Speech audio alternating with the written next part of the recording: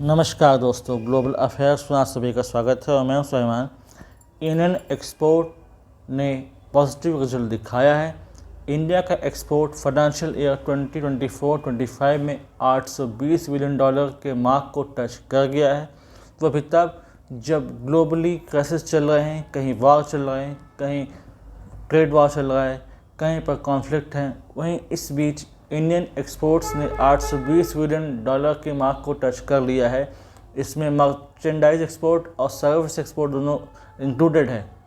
ये इम्पॉर्टेंट इसलिए हो जाता है क्योंकि प्रोडिक्शन ये की गई थी कि इंडिया के एक्सपोर्ट डिक्लाइन होंगे इन कमिंग फाइनेंशियल ईयर्स, यानी कि ये साल हो सकता था कि हमारा एक्सपोर्ट डिक्लाइन करता, पिछले के मुकाबले कम होता, क्योंकि ग्लोबल क्राइसिस हैं, ट्रम्प के पॉलिसीज़ हैं, उनके प्लान्स हैं, यूक्रेन रशिया वार चल रहा है और बहुत सारे एस्पेक्ट्स हैं जिसके कारण इंडिया का एक्सपोर्ट राइज नहीं करता, डिक्लाइन करता। लेकिन सारे प्रोडक्शन को बिल्कुल बीट करते हुए, उनको बिल्कुल नेगेट करते हुए इंडियन एक्सपोर्ट ने अपनी ग्रोथ दिखाई है। $820 बिलियन का ये आंकड़ा ministry of commerce and industries ने पेश किया है।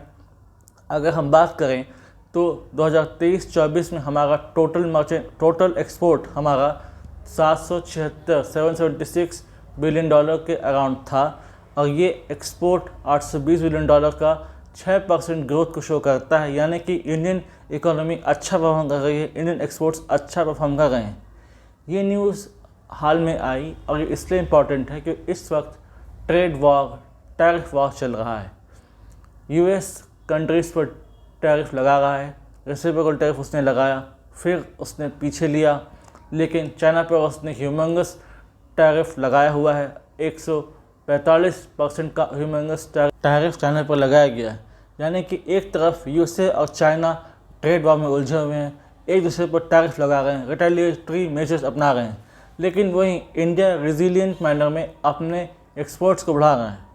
ये बात हम मानते हैं कि हाँ, ये चाइना या जापान या किसी दूसरे कंट्रीज़ के मुकाबले कम है, फिर भी ईयर बाय ईयर जो ग्रोथ रेट दिखाने को मिल रही है, उससे ये इंडिकेशन सामने आता है कि इन कमिंग ईयर्स हम इस मार्क को क्रॉस कर सकते हैं। इंडिया का जो प्लान है कि हम $1 ट्रिलियन के एक्सपोर्ट्स को शो करें, तो इन नियर फ्यूचर ये भी पॉसिबल दिखाई देता है।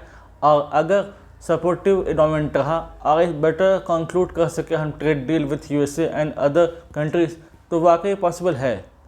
ये ट्रेड इंफॉर्मेशन तब आई है जब हमें ऐसा लग रहा था कि शायद इंडिया का ट्रेड उतना अच्छा परफॉर्म नहीं करेगा, क्योंकि क्राइसिस बहुत सारे थे, यूक्रेन रशिया आपस में उलझे हुए थे, यूएसए अपने अलग पॉलिसी पर ध्यान दे रहा था, चाइना के साथ हमारा ट्रेड डेफिसिट बना ही रहता है, साउथ ईस्ट एशिया के साथ भी उतना अच्छा परफॉर्मेंस हमारा नहीं था विद रिगार्ड टू एक्सपोर्ट्स। तो ऐसा लग रहा था कि शायद उतना पॉजिटिव रिजल्ट नहीं आएगा, लेकिन फिर भी पॉजिटिव रिजल्ट आया।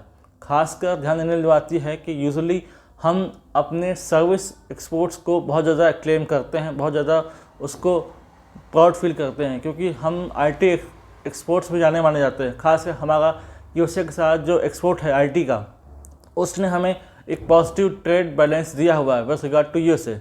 लेकिन धीरे धीरे हमारा जो मर्चेंडाइज एक्सपोर्ट है, यानी कि जो गुड्स का एक्सपोर्ट्स है, वो भी धीरे धीरे कैचअप कर रहा है। खासकर तब जब फॉरेन कंपनीज इंडिया में इन्वेस्ट कर रही हैं, इंडिया में अपनी फैक्ट्रीज लगा रही हैं, आईफोन्स, दूसरी कंपनीज़ के डिवाइसेस, इलेक्ट्रॉनिक मटेरियल्स और दूसरी सारी चीज़ें भी एक्सपोर्ट्स में सामने देखी जा रही हैं और वो बढ़ती जा रही हैं। ईयर बाय ईयर एफडीआई बढ़ रहा है, यानी कि इसकी पॉसिबिलिटी बढ़ रही है कि अब फोकस है मैन्युफैक्चरिंग पर। मेक इन इंडिया का जो विजन और मिशन है गवर्नमेंट ऑफ इंडिया का, इससे उसको बूस्ट मिला है। फिर चाहे वो डिफेंस हो, फार्मा हो, इलेक्ट्रॉनिक डिवाइसेस हो, ऑटोमोबाइल सेक्टर हो, कोई भी सेक्टर हो, वो पॉजिटिव रिजल्ट दिखा रहा है। अगर हम फार्मा की बात करें तो फार्मा प्रोडक्ट को तो यूएसए में भी पसंद किया जाता है, यूएसए भी इंडिया के मेडिसिन कंज्यूम करता है, यूज़ करता है, यूरोप तक जाती हैं। इंडियन कार्स, ऑटोमोबाइल सेक्टर, ये भी पसंद किए जाते हैं और इनका मेजर मार्केट है मिडिल ईस्ट और अफ्रीकन कॉन्टिनेंट। यहाँ पर इंडियन कंपनीज अच्छा परफॉर्म करती हैं। टाटा, महिंद्रा, आइसर, ऐसी कंपनीज यहाँ पर अपने प्रोडक्ट बेचती हैं और अच्छा खासा एक्सपोर्ट जनरेशन यहाँ से होता है। तो जो रिज़ल्ट आया है $820 बिलियन का, वो अभी प्रोविजनल है। मिनिस्ट्री ऑफ कॉमर्स का कहना है कि जब फाइनल टोटल होगा, जब ये ईयर एंड का समय आएगा, फाइनल टोटल किया जाएगा, टैली किया जाएगा, तो अच्छा खासा हमको रिजल्ट देखने को मिलेगा, और जो कि हमारा ट्रेड डेफिसिट को कम करेगा। और इस बार भी हमारा ट्रेड डेफिसिट $100 बिलियन से कम रहा है जैसे कि पिछले था, और आने वाले समय में हो सकता है कि हम इस गैप को और ज़्यादा श्रिंक कर देंगे और तब हम $50 बिलियन तक पहुंच जाएंगे। Basically oil and natural gas import के कारण हमारा ट्रेड डेफिसिट बहुत ज़्यादा होता है, क्योंकि हम ऑयल एंड नेचुरल गैस खुद तो प्रोड्यूस करते नहीं, हम गल्फ नेशंस पर या फिर रशिया पर डिपेंडेंट रहते हैं with regard to oil and natural gas. तो ये एक ट्रेड डेफिसिट हमें देते हैं, जिसके कारण हमारा जो रिज़ल्ट है वो ट्रेड डेफिसिट दिखाई देता है। तो इस ट्रेड डेफिसिट को कम करना होगा। इसके लिए रशिया ने कहा है कि हम अपनी मार्केट खोल रहे हैं इंडिया के लिए, और हो सकता है एक favourable trade deal with Russia से भी साइन हो जाए। पुतिन इस साल इंडिया आने वाले हैं, तो उनके आने से हो सकता है कोई ऐसा ट्रेड डील नेगोशिएट किया जाए जहां पर इंडिया और रशिया दोनों को फ़ायदा हो, दोनों ही कंपनीज जॉइंटली डेवलप करें, मैन्युफैक्चर करें और बेटर डेवलपमेंट हो, ट्रेड और कॉमर्स का एक अच्छा खासा ट्रेड एनवायरनमेंट हो। ग्लोबली इस समय क्योस मचा हुआ है। जब ट्रंप ने ये अनाउंस कर दिया कि हम रेसिप्रोकल टैरिफ लगाएंगे, उसके बाद से लगा था कि अब बहुत ज़्यादा नुकसान होगा, रिसेशन आ सकता है, ग्लोबल ट्रेड वॉर शुरू हो सकता है, क्योंकि सारे देशों पर लगाया गया था, किसी पर 10%, 20%, 25%, 34% विथ द वॉल्यूम, और चाइना पर तो अभी भी लगा हुआ है और शायद बढ़ता ही जाएगा। लेकिन जब ट्रंप ने निर्णय लिया कि वो इस रेसिप्रोकल टैरिफ को 90 दिन के लिए पॉज कर रहे हैं, तब ऐसा लगा कि यहाँ पर एक रूम मिलता है इंडिया को कि वो अपने एक्सपोर्ट को डाइवर्सिफाई करे। अब चाइना और यूएसए का अच्छा खासा ट्रेड वॉल्यूम देखने को मिलता है, लेकिन जब दोनों देशों ने यूएसए पर टैरिफ लगा लिया तो जाहिर सी बात है कि इनके एक्सपोर्ट्स हर्ट होंगे। यूएस में चाइनीज़ एक्सपोर्ट्स हर्ट होंगे, उनको उतना रूम नहीं मिलेगा। तब इंडिया के लिए एक अच्छा खासा मौका मिलता है कि वो उनकी जगह ले सस्ते प्रोडक्ट, कॉम्पिटिटिव प्रोडक्ट मार्केट में पेश करे, ताकि यूएस कंज्यूमर्स शिफ्ट कर सके अपनी preference from China to India, और similarly in other market as well.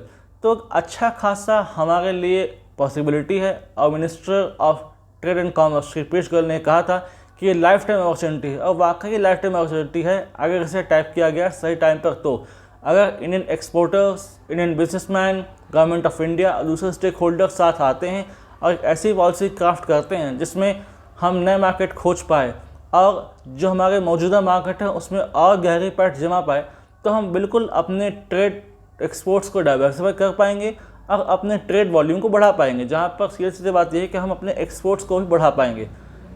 Export और इम्पोर्ट तो चलते रहते हैं, हम कभी 100% ट्रेड डेफिसिट या 0% ट्रेड डेफिसिट की उम्मीद नहीं कर सकते। इसलिए हमें हर कंट्री से ट्रेड तो करना ही है, एक्सपोर्ट करना है, इंपोर्ट करना है, ताकि हमारा ट्रेड एनवायरनमेंट अच्छा खासा हो। इससे बायलैटरल रिलेशन अच्छे होते हैं और ग्लोबल ट्रेड वॉल्यूम अच्छा खासा बढ़ता है। और जो ऐसे सेंटिमेंट्स आते हैं जहाँ पर रिसेशन का डर हो, ग्लोबल ट्रेड वॉर का डर हो, टैरिफ वॉर का डर हो, वो डिफीट होता है, वो बीटअप होता है। तो ये अच्छी न्यूज़ है, गवर्नमेंट ऑफ इंडिया ने अच्छी न्यूज़ दी है और इससे इंकरेजमेंट मिलेगा इंडस्ट्री को, दूसरे प्लेयर्स को, इन्वेस्टर्स को कि वो इंडिया में इन्वेस्ट करें और फर्दर इंडियन ट्रेड को बढ़ावा दें और इंडियन एक्सपोर्ट्स को बढ़ावा दें।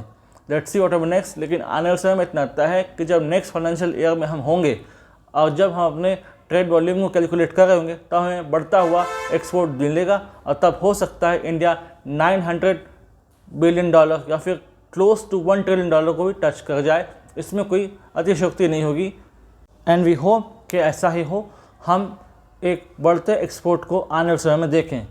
इस संबंध में कोई अपडेटेड इन्फॉर्मेशन अगर आती है तो I will make a separate video in this regard. Till then do like, share, subscribe the video and widely spread this video for the knowledge of people. यदि आप हमसे जुड़ना चाहते हैं तो आप इंस्टाग्राम, टेलीग्राम के थ्रू हमसे जुड़ सकते हैं। इसका लिंक डिस्क्रिप्शन दिया गया है, आप जाइए और इसे ज्वाइन कीजिए। Thanks for watching. जय हिंद, जय भारत।